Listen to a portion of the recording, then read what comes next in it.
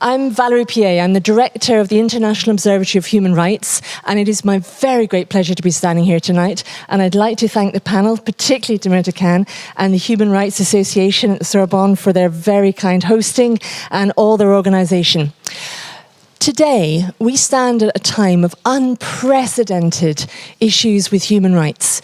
We've come together tonight to talk about some very brave journalists in Turkey, but I think it also shows us that there's a very good reason that we live in a world of 30-second news bites, and it's time that we began to take human rights very seriously. And that's one of the reasons that we launched the Human Rights Association that we have with IOHR. And one of the things that we've done is really begin to look in depth at the issues behind human rights. You can see, I don't know if you can see under here, it says putting human rights into focus. And that's truly what we're trying to do. We're looking at primary research. We've gone to the trouble of talking to the families of people who are suffering human rights abuse. We've gone to different practitioners. We're very lucky with the panel that we have tonight. We've gone to the experts so that we can actually begin to bring a true story that's more than just a hashtag, and it's more than just 30 seconds of a piece of news that's disappeared. So for us tonight, it's very important that we get your questions at the end. We want this to be a proper debate. We want you to think about the issues that we're talking about here. This is really all about freedom of expression, and we're very, very lucky to have that in Paris when they certainly don't have it in Turkey. So tonight, it's my great pleasure to introduce Trish Lynch, who is our moderator, but she's also the key anchor woman for us at IOHR TV. So if you go onto our internet site, you'll see every single week we're interviewing new practitioners in human rights. So if you go to observatoryihr.org, we've got programs already up there that we've had on statelessness, on the issues that in Turkey that we're seeing. We're very lucky. Muratcan was our very first person that we interviewed because we thought it was so important for us. It was the heart of everything that we do. Freedom of expression, freedom of rights is something that we wanted to pay attention to, not just on TV with research, but also with social media. And part of tonight is really recording. You'll see the camera. It's just recording the people on stage, by the way. So that's what it's all about. So we can share this and we can share the knowledge. So can I ask you to put your hands together, please? I'll let Trish introduce our panel and I'll pass over to her. Thank you so much.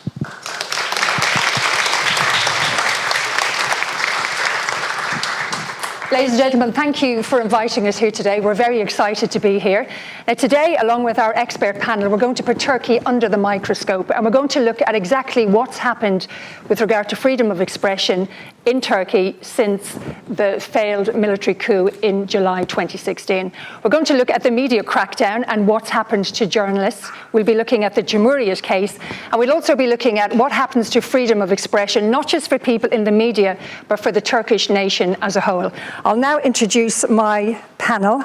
Our first guest is Muratcan Sabuncu, a master's student in international law at the Sorbonne Law School, and of course it's all thanks to this gentleman that we're here this evening, so thank you for that. He's also the president of the Sorbonne Human Rights Association, and since the arrest of his father, Murat Sabuncu, he writes many articles for newspapers, organises events to raise awareness about the Cumhuriyet trial and press freedom and human rights in Turkey. Then we have Yonca Şik, a feminist activist and a human rights activist who graduated from the Foreign Languages School at Istanbul University. She is working as a project coordinator for social and ecological transformation and is studying for her master's degree in women's studies at the Institute of Social Science at Istanbul University. And she is also the wife of Ahmet Sik. Also, Ernest Sagaga, who is the head of human rights and safety at the International Federation of Journalists. He is a dual national of Rwanda and the UK, and he was the first official spokesman of the International Criminal Court in The Hague. He previously worked as a journalist for the BBC World Service in London, and he is a regular commentator on press freedom and international media. And our final guest this evening is Johann Bihr. He is the head of Reporters Without Borders, Eastern Europe and Central Asia Desk, who's going to share with us his wealth of information and expertise. Johann, if I could perhaps start with you, and I think it would be very beneficial to have an overview of exactly what's happened with regard to freedom of expression in Turkey since the media crackdown. Could I pass that one to you, please? Sure. First, thank you very much for inviting us, and it's very much needed indeed to talk about the media crackdown in Turkey. It's, well, the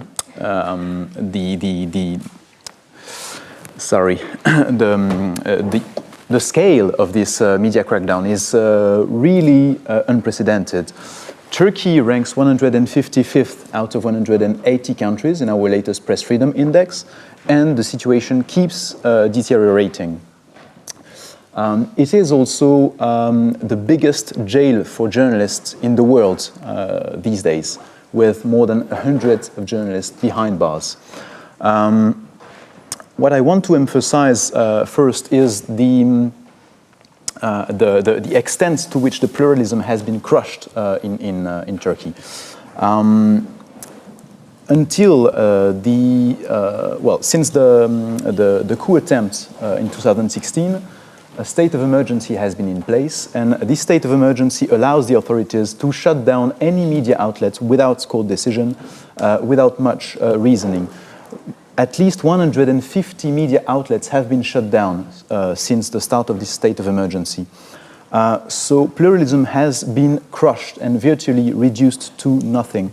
Just a handful of media outlets keep surviving, as Cumhuriyet, as its flagship. And these media outlets are harassed on a daily basis. Some of their journalists are in jail, others are prosecuted. So what's left of pluralism is really a fight in Turkey. The crackdown has extended well beyond media. There is an ongoing crackdown on social media. In general, the internet has been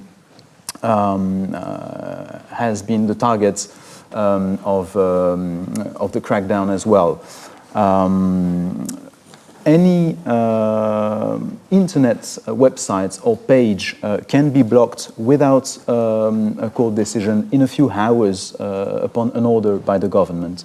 In recent weeks, since Turkey launched its offensive in Afrin district in Syria, hundreds of social media users have been jailed just for expressing a dissenting opinion on this war. Internet has even been entirely cut at some points in the past, especially in eastern regions, which are in majority populated by Kurds. The entire internet access was shut down for several days on occasional basis. And as you well know, entire platforms such as YouTube or Twitter have been blocked also occasionally in Turkey. There are mass trials of journalists nearly every week. Today, as we speak, the trial of famous journalists Ahmet Altan, Mehmet Altan and Nazlı Ilıcak is coming to a close. The verdict is expected later this week. And what is extraordinary is that these journalists and most of the other jailed journalists have been behind bars in preventive detention for more than a year now. Most of the jailed journalists have been jailed after the coup attempt, so 1.5 years ago. Of course, Ahmet Sik has been jailed now for more than a year. Murat Sabuncu as well. And I mean, you have to understand that it's preventive detention, so these people have not been sentenced yet. They are still awaiting the verdict, and yet they have been in jail for 1 year, 1.5 years. What is even more crazy is that 1 month ago, the Constitutional Court, Turkey's highest judiciary body, ruled 2 journalists to be released immediately. And this decision by the highest judiciary body has been ignored by lower courts, who absolutely, in principle, have no right to ignore such a decision. So we can say, after such a development, that the rule of law, or what was left of rule of law, has now disappeared in Turkey, unfortunately. When the decisions of the highest judiciary body are not implemented, what we face is pure arbitrariness. And this is what we see in most of the trials of journalists, as will be exemplified well by the Cumhuriyet trial. My colleagues here will say many more things, so this is just an introduction, but of course we'll... And a very good introduction it is, I might say, yes. And just to say, ladies and gentlemen, that we will be taking questions at the end. There will be 10, 15 minutes, so if you have any questions, make sure that you remember them and you can ask our panel in a few minutes. Ernest, if I could come to you now. You worked in Turkey for the International Federation of Journalists in 2009, and since then, Turkey has slipped 33 places in the World Press Freedom Index. 33 places, it's a lot. Tell me what it was like for you in 2009 being a critical, independent journalist in Turkey, and do you think that would be at all possible today? Well, thank you very much, and ladies and gentlemen, thank you for having me here. And I want to thank you for organizing this, because the situation we are now looking at in Turkey really calls for a coalition of the willing, in the good sense, if I may add, because not only journalists are targeted, their families are, and the entire communities are. Now, I want to start my answer by saying something with which I hope you all agree. And that's something that the Deputy Prime Minister of Turkey said on BBC Her Talk last week. He said that Turkey is a great nation. And I hope you all agree, because those of us who have been lucky to visit the country will not have failed to witness the amazing vibrancy of the people, and of course not to talk about the long tradition, including the secular tradition of Turkey. And the other thing that is also a mark of the greatness of the country is the vibrancy of the media. And that's what we stand to lose. You mentioned what happened in 2009. That was before the latest crackdown. Back then, we were talking about a heavy crackdown on media, especially media linked, rightly or wrongly, to Kurdish affairs. There were many journalists who were cause journalists were also put in jail. And what we did, I was actually based in Brussels, but covering Turkey, we mounted a campaign for solidarity. We even got many of the journalists adopted by different journalist organizations, whereby we can send them letters simply to show them they are not alone, that we stand by them, we think about them. And we know for a fact that was really useful, because when they came out, many of them came to us to thank us for the solidarity we showed. Now we're looking at this latest crackdown. And to answer your question, there is really a serious risk of losing one of the pillars of democracy. If you don't respect journalists and their right to report independently in a democracy, in a great nation like Turkey, then clearly you're going to suffocate, at least to a certain extent, the exchange of information. So we're trying very hard with our partners, RSF and the others, at the level of the Council of Europe, but also the UN level. Even at the court, we are now engaged in what they call amicus curiae submissions before the European Court of Human Rights, where we want to represent, or at least to support, cases which have been presented there for a dozen or so of journalists who are in jail in Turkey. So democracy is now being tested in Turkey, and we want everybody to join forces. We do not take position, let me make it very clear, we do not take position on Turkish politics. That's for politicians and for Turkish people. What we do is to defend the press freedom in Turkey as we do in other countries. So I just want to begin my presentation, my own thoughts tonight by saying that what is called for in Turkey right now is the defense for democracy.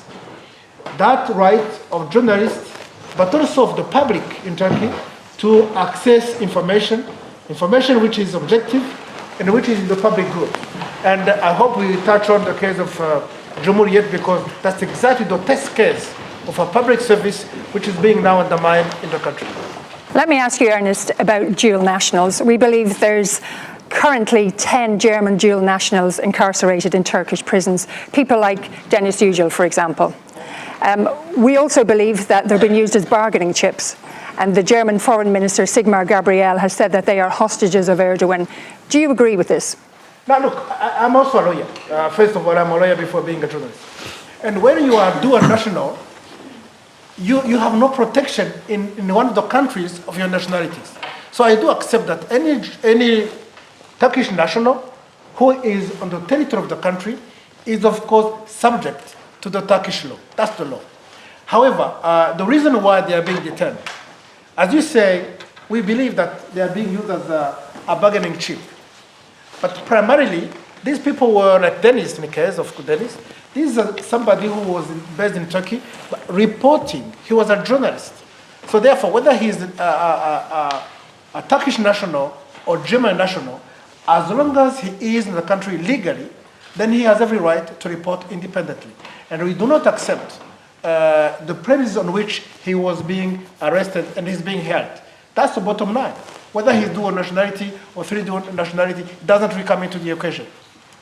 Muratcan, if I can come to you now, your father, Murat Sabuncu, is become a symbol for press freedom. Now, he was in prison for 5 months before he even knew what the charges were. And if convicted of being a terrorist, it comes with a lengthy jail sentence, anywhere between 7.5 to 43 years in prison. Tell me what your father's spirits are like. Is he managing to stay positive? Yes, he's of course managing to be positive because he believes in what he's doing. He's a very courageous journalist whose aim is to be part of a democratic, secular and pluralist Turkey. Have you been able to have conversations with him? Can you spend time with him on your own? Yes, of course. I'm a student at Sorbonne in Paris, but during the summer I was visiting him all the weeks, and now he can send me letters, he can call me twice a month, so I have communication with him. And what's the situation like? Is he in solitary confinement? Is he sharing a cell? He's sharing his cell with Ahmet Sik and Akın Atalay, so there are 3 in the cell. The lawyers can visit him without any limits, but during the first 9 months of his detention, he was unfortunately more isolated because their right to lawyer was restricted to 1 hour per week. But now they're doing better. Yonca Şik, if I could just come to you now. Your husband, Ahmet Sik, is in prison, sharing a cell, as we just heard, with his 2 colleagues. Tell me how he's doing. If you could perhaps just give me some background information first. Tell me what happened after he was arrested. Ahmet is arrested since December 2016. It's around 410 days. And if you think how long a human life is, it's quite a long time. He was also arrested in 2011 and was more than 370 days in prison. Yes, a very long time. He was isolated as Murat in the first 7 months. What means this? Isolation is a human crime and has in long-term physical and psychological effects, negative effects. And they had only the right to see their lawyers 1 hour in a week by camera recording, and with the security guy who is taking care that they don't share any documents. This means they were not able to build their defense. And it was not allowed that he can send letters or get any letters. Since 2 months they can get letters. It was not allowed to give them books. They were only able to read the books from the library of the prison, and they are mostly religious books, and the rest he has already read. I can give you an example. He wanted to read the book from Tolstoy, Peace and War. It's a very, very thick book, and he gets the kids version, which is 200 pages. Yes, but since 2.5 months or more, they can also get books, 10 books they can have with them. it's not. We can see them only once in a week for 1 hour behind a glass and talking by telephone. In 2011, it was completely different. We could see them once in a month without this glass, but now we can see them only once in 2 months without this glass and taking hands, where we know that no one is listening us.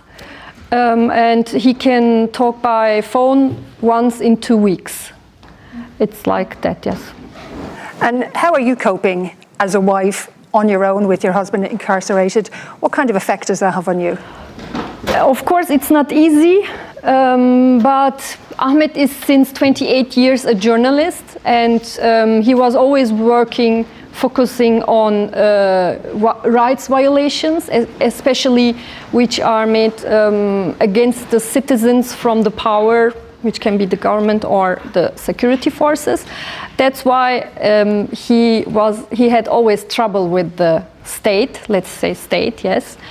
I'm also an activist, and I see no one any way else with, except struggling against these violations. But I believe in Ahmet, and he's also very strong there because he is right, and this makes the life easier. He dedicated his book, The Imams Army, to exposing the Gulen movement, and yet at his trial he was accused of being a member of this movement that he had just exposed in this book. It doesn't really make a whole lot of sense. Why do you think your husband is really in prison? Why do you think he's a target? He is... The accusation that he is being a member of FETÖ is not in the indictment anymore. It's a little bit confused. It's not easy to explain the judiciary process. Maybe Murat can help me, because all the people in Europe, they have a very different context. They are always thinking from the state of law, but there is no state of law in Turkey. That's why it's not easy to explain, but I will try. In 2011, he was accused to being a member of the Ergenekon terror organization at that time. He was writing a book which was about the Gülen sect.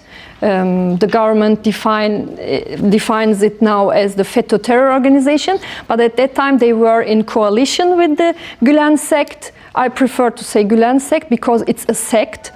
It's a dangerous sect.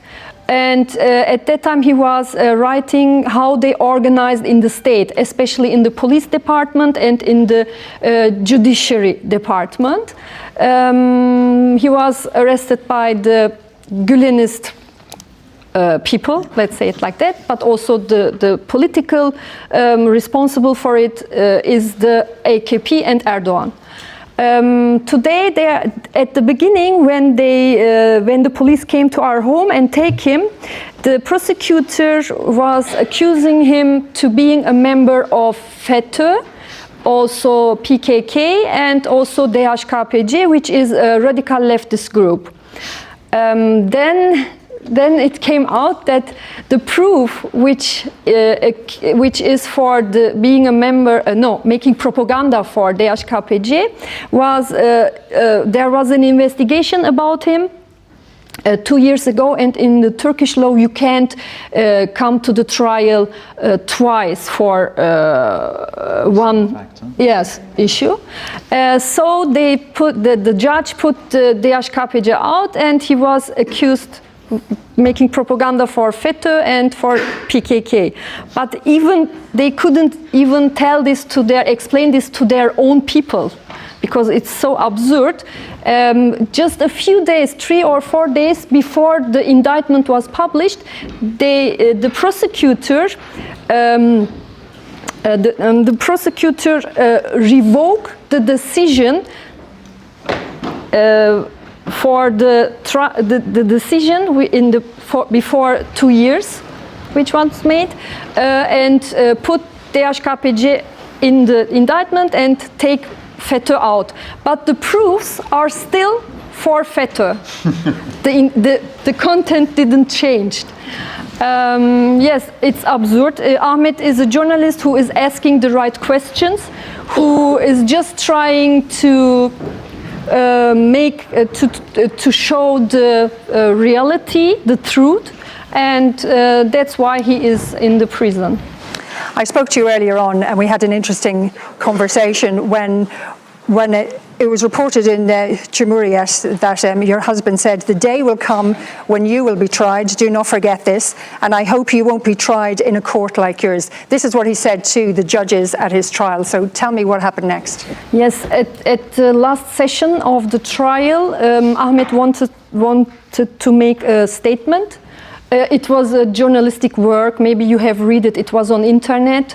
He just wanted to show that the indictment and who are working, the judges and prosecutors who are working with this indictment are making a crime. It's a crime that it's illegal that they are now in prison. And he wants to make his statement, but in the second minute when he was just saying the AKP, the judge stopped him and said, "I will not allow you that you make here a political statement.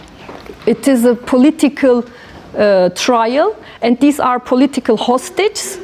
But of course, it's a risk for the judges and prosecutors."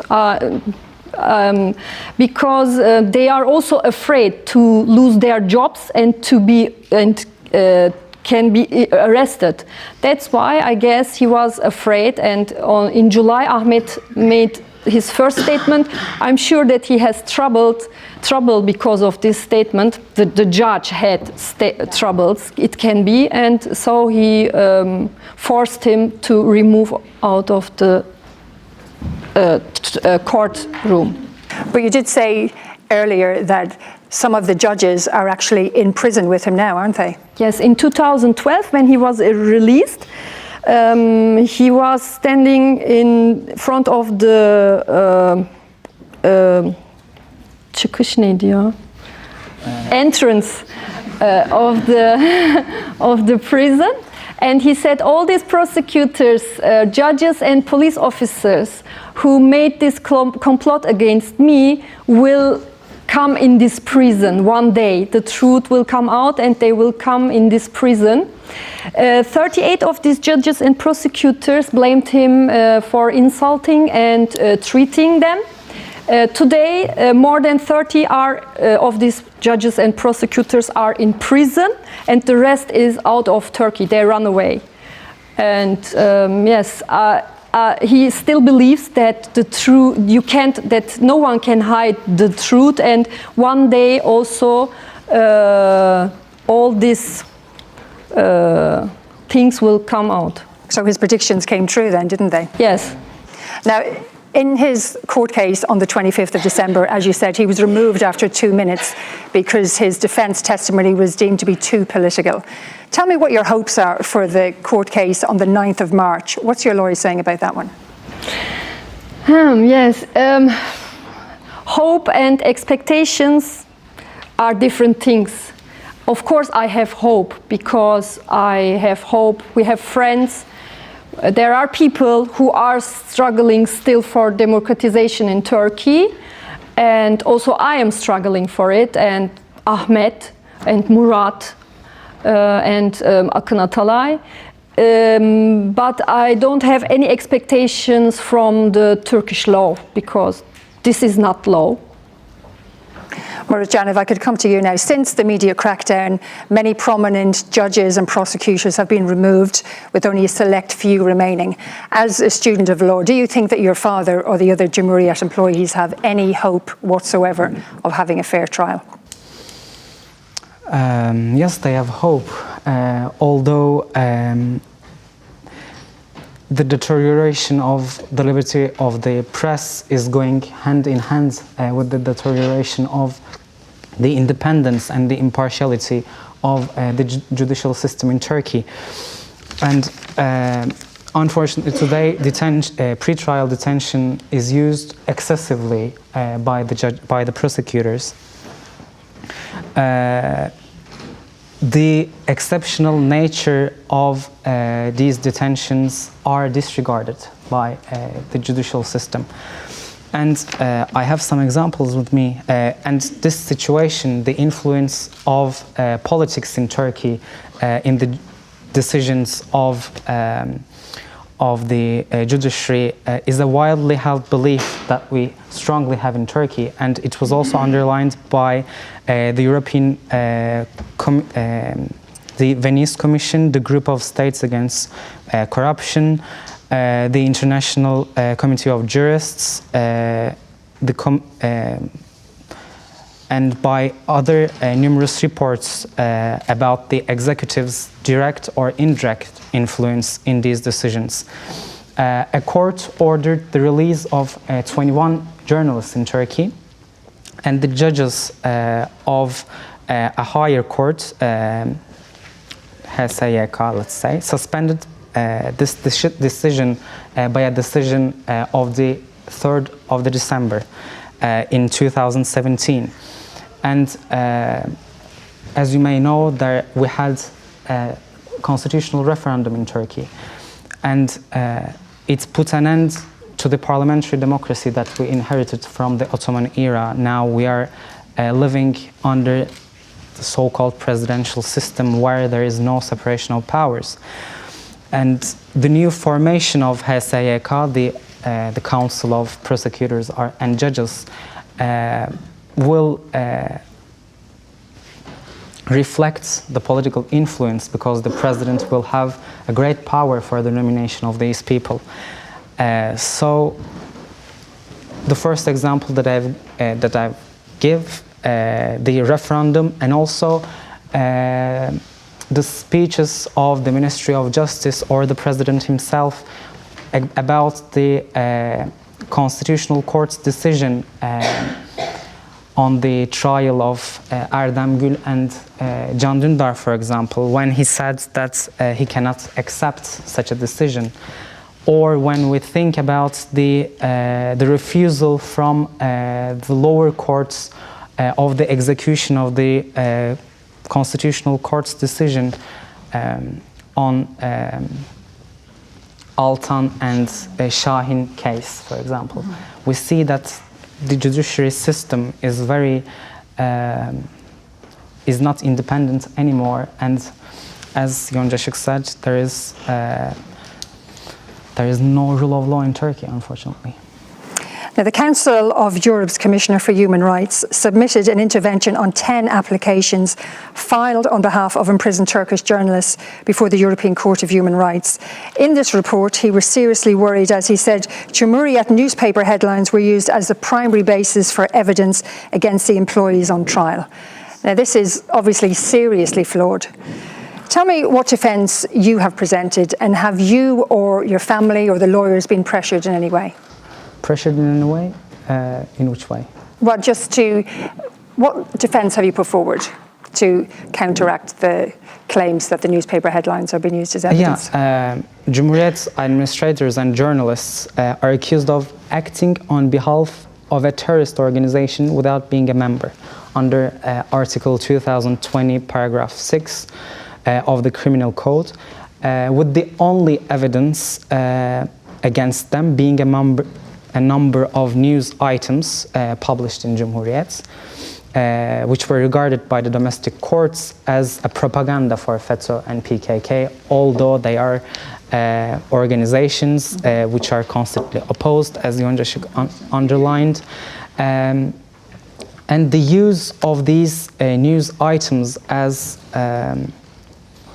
these headlines as primary basis of evidence shows that the accusations are not serious, and that there is no objective evidence which could show a link between these organizations and the journalists.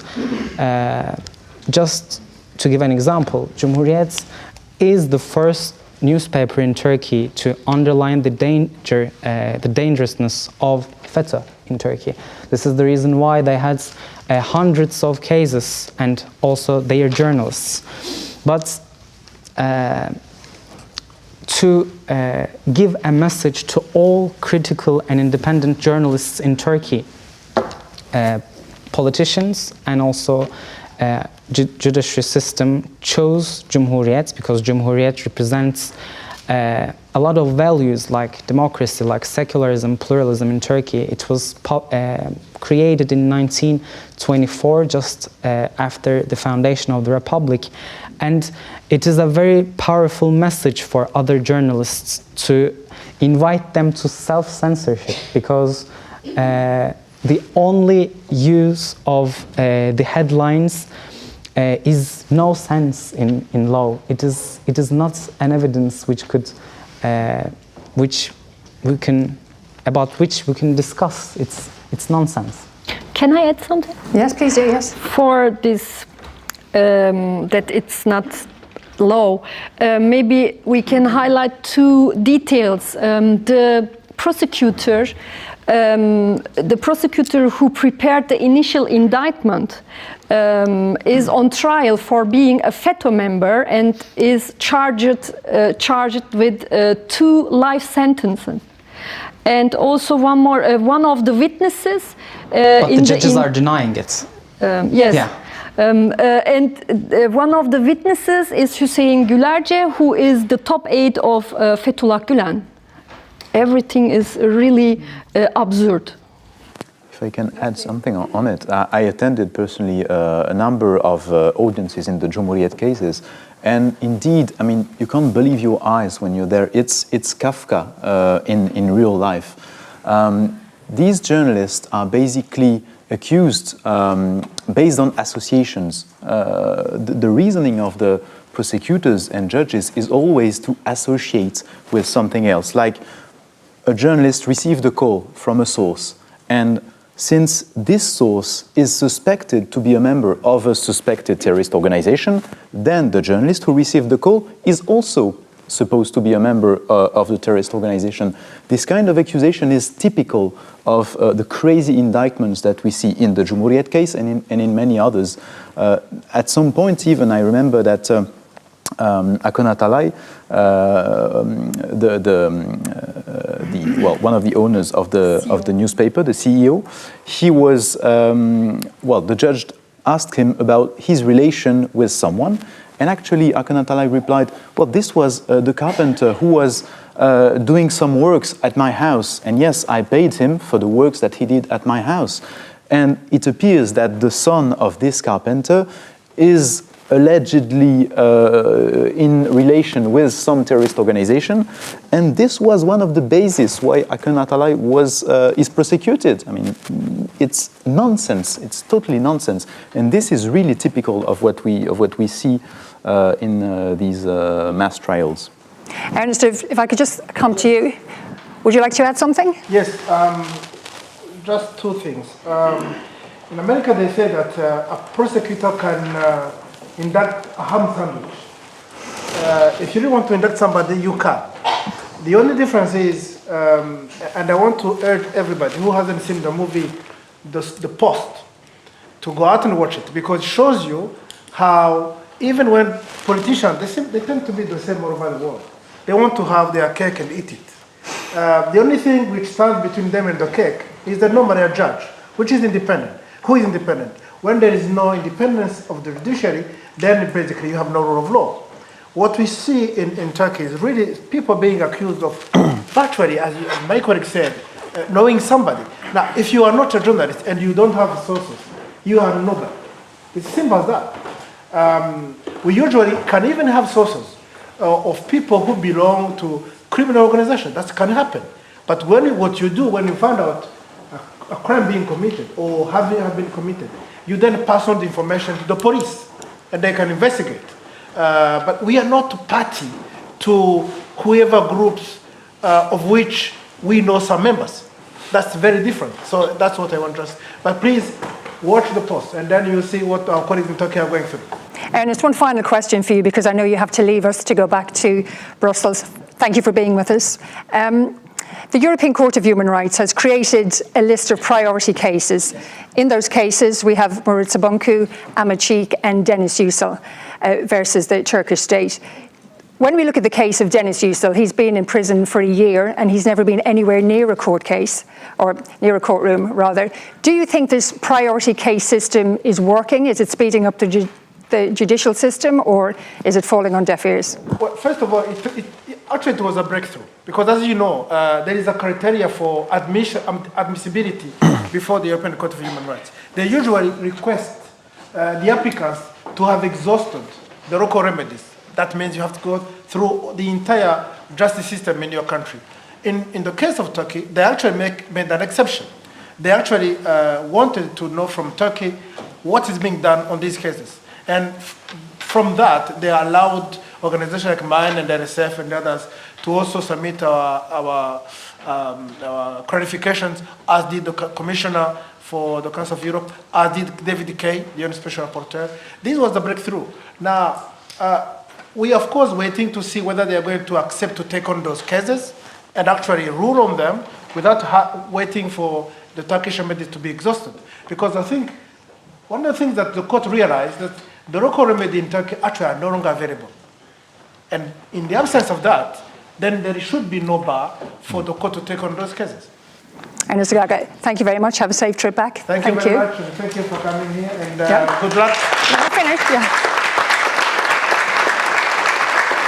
And Yonca, now, if I can just come to you, you've been quite vocal in your criticism of the European Court of Human Rights, because they gave an extension to the Turkish state in submitting their defence for the imprisonment of your husband and the other Cumhuriyet employees. What do you think they should be saying or doing now in light of the fact that Erdogan has totally ignored international treaties, rule of law? What should they be doing?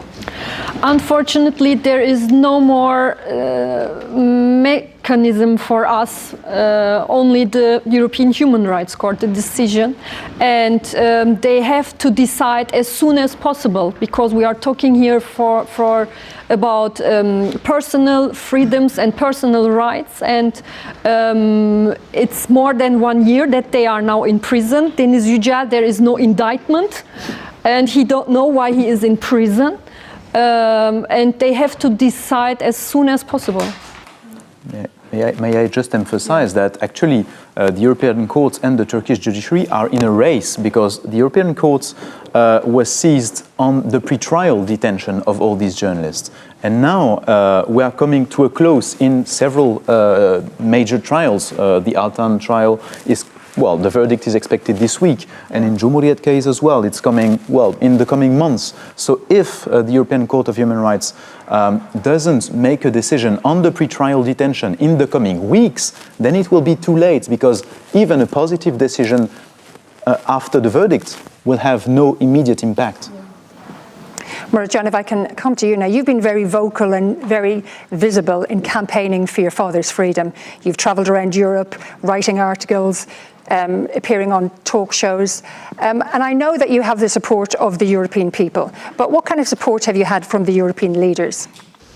From European leaders, we didn't have much, but what is important for me is the support of European Democrats. And I can reassure you that lots of NGOs like yours, like RSF, like Amnesty, Article 19, PEN International, showed their support to these journalists. And thanks to their support, journalists felt better in the conditions of the prison. And they made this trial visible, because it's important to keep repeating that this is happening in Turkey. Turkey, in a place called Silivri. Silivri is also in Europe. The courthouse, Çağlayan, is also in Europe, and it's happening in Europe. So we cannot ignore what's happening there. And I think NGOs really made a very huge effort to make this visible, and to by publishing articles, by intervening as third parties before the court, the European Human Rights Court, for example. Also international institutions like the European Parliament, like the Parliamentary Assembly of the Council of Europe, the Venice Commission, their efforts, as well as the Commissioner for Human Rights work with UN Special Envoys efforts are very meaningful for us. Yonca, Ahmet has been in prison twice now, both under Erdogan, and in both cases you have campaigned for his release. I know at the International Observatory of Human Rights we rely heavily on social media to get our message out there and to highlight the cases of unjustly incarcerated journalists. Tell me how you use social media to campaign for the release of your husband, and also what else you're doing to keep his voice alive. In 2011, the political atmosphere in Turkey was totally different. We were always on the streets. We had hope that we can struggle in the judiciary level. But today it's completely different. We are not so much on the streets. And after the war, we cannot invite the people to come on the street. As we said, there is no state of law, no struggle in the judiciary basis. We are mostly on social media, but social media has also the limits. We make videos and we try to have hashtags and GIFs. And we are mostly on social media now, but the group which is campaigning for the Cumhuriyet trial and also for other Cumhuriyet journalism trials, the name is Dışarıdaki Gazeteciler. It means journalist outside of bars. In Turkish, if you are in the prison, it means you are inside, and these are not journalists who are still outside.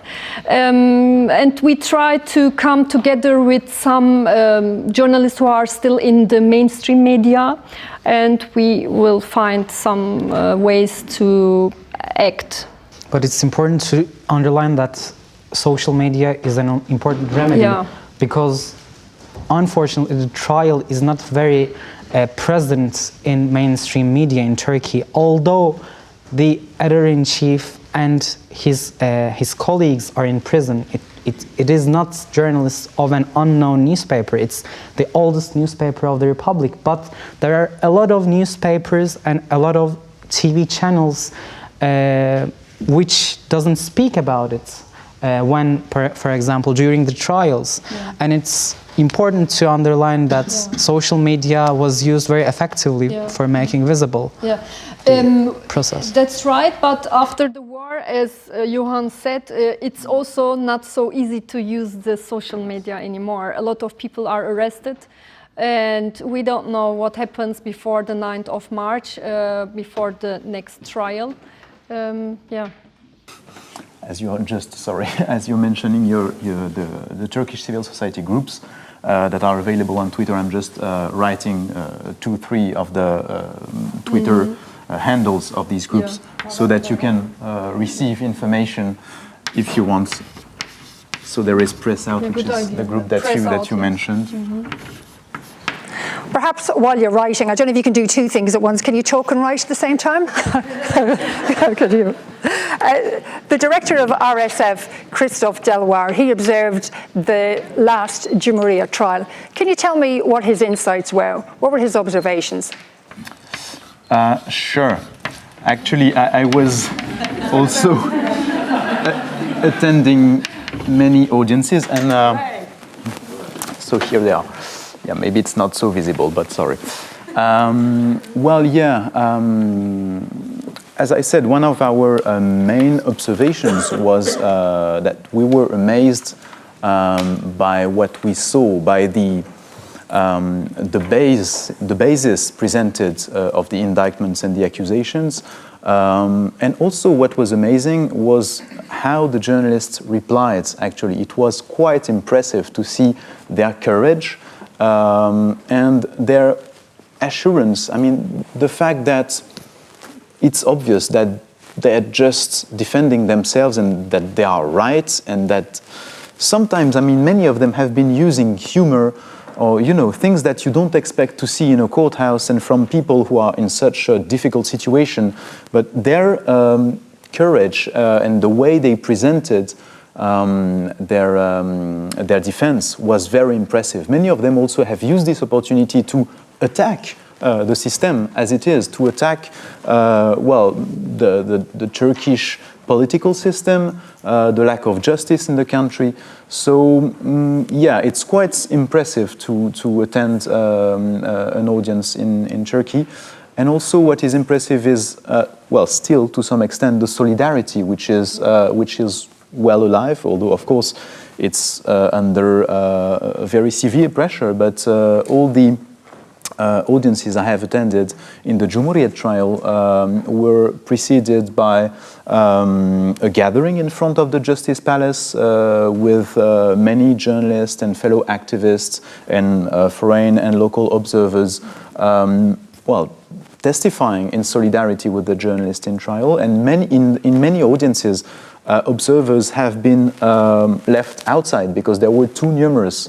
In some cases, even observers have sat close to the defendants in the same bench because there was no other room. So this spirit of solidarity is quite impressive, especially in the current circumstances, as you stress, Yonca, when there is a war, there is a state of emergency, anyone can be arrested just for a tweet. So really, to take such a stand is not something very simple at all. And this solidarity, I think, shows two things. One, although from the outside of Turkey, we consider Turkey as a more isolated country because of the politics of the president, we see that new bridges are constructed by Democrats of different countries. So we have international observers from the International Press Institute, RSF, lawyers. It makes a lot of bridges between us to show that we share the same values. And also this solidarity shows that we can still have hope in Turkey because people very bravely attend the trials, shows that they are by heart with these journalists, and their resistance is very meaningful for hoping for a better Turkey where these authoritarianists, Islamist movements will be eradicated. Johann, if I could just talk about Turkey's military offensive in Afrin now. What kind of restrictions are put on journalists reporting from there? Because we heard that Turkey demands patriotic reporting. What's your understanding of the word patriotic in this context? Indeed, all the editors-in-chief of the leading media outlets were called to a meeting by the Prime Minister, the Minister of Interior, and well, other serious government people. And at this meeting, government officials explicitly explains how the war should be covered and what should be told, what should not be told. It went as far as the ministers asking journalists to mention that the weapons being used in this offensive are produced in Turkey, so that, you know, advertise Turkish-produced weapons. Of course, the media were invited not to mention any civilian casualties, because this was not true anyway, and to be very careful when reproducing reports from foreign media outlets, because these are reportedly infiltrated by various terrorist organizations. So this was done very clearly, actually. And well, then all the usual restrictions that we see on the Turkish press, of course, apply in this offensive. And so this explains why there has been so little debate locally on this war, because of, well, the almost non-existent pluralism of the media. About what happened on the social media, I told. And it's more difficult to have precise information on the conditions of coverage of the war on site. It has been very difficult for foreign journalists to access the region in the first days, with Russian military actually prevented them from entering, and then there were discussions, and so this was lifted. So now there is well, the international press is present, but it's still very difficult. And so far, we've heard of two victims, two journalists who were injured while covering these issues. One was embedded with the Kurdish militia, and the other was embedded with the Turkish forces. So obviously, this is a very dangerous assignment. And indeed, the coverage remains limited in Turkey for understandable reasons, but abroad for less understandable reasons. I mean, this is very important, of course, what happens there. Maybe it's also just a side effect of the general fact that we see in Syria that, Syria has been emptied of journalists, including foreign journalists, who now fear often to go there. So maybe it's a side effect of that. And our final question to you, Johann, and then we will take some questions from the audience. As we know, as we just said, Turkey is the worst jailer of journalists, with more than 150 currently incarcerated behind bars. But they're not alone. There's many other countries who would silence journalists. So I know that RSF have been lobbying the UN to put in place a special representative to deal solely with the safety of journalists. I know it's been endorsed by over 130 NGOs because it's needed and it's a great idea. What kind of response have you had from the UN? Well, it's an ongoing campaign. So far, so-called focal points have been created in several UN institutions. But so it's a start already, and so we have some people to direct our urgent alerts who have taken on themselves to act, especially in the countries with a UN presence. But this new system is in a test period so far, so it's a bit early to tell how it will, what impact it will have. But we go on campaigning for a full-scale representative, because indeed they've been several resolutions for the security of journalists, especially in war zones, both at the Security Council or at the General Assembly of the UN. So everything is clear on paper. Journalists are civilians. They should not be targeted. They should be treated, just as other civilians. And the states have a duty to actively protect them. So everything is clear on paper, but of course the implementation of these resolutions is always a problem. This is the aim of this campaign. It's to try and create a system to monitor the implementation of these resolutions and foster a greater degree of accountability for the states. So this is about this.